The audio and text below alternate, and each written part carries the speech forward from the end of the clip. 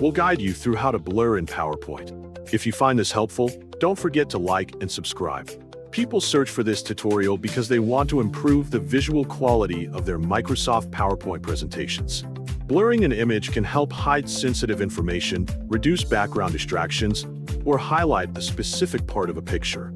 To blur an image in a presentation, begin by opening Microsoft PowerPoint on your device. After the program launches, start a new file by clicking Blank Presentation on the main screen. Once the template appears, click the Create button located in the bottom left corner to open the editing workspace.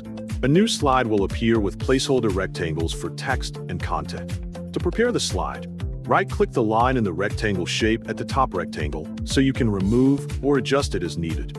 Then right-click the line in the rectangle shape at the bottom rectangle to clean up the layout and create more space for your image. After the slide is ready, go to the top menu and click Insert. Then locate the Pictures option and click the drop-down arrow beside it. From the menu that appears, select Picture from File so you can add an image stored on your device. A file browser will open, allowing you to choose the picture you want to use.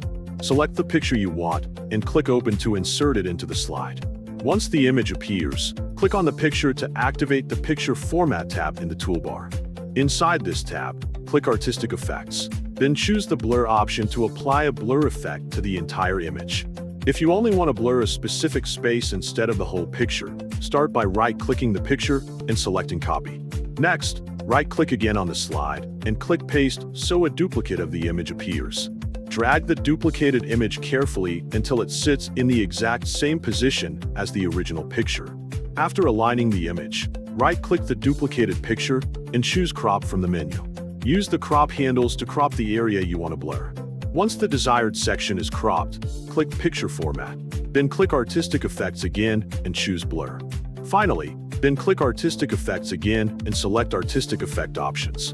In the Settings panel, adjust the radius slider until the blur strength matches the effect you want.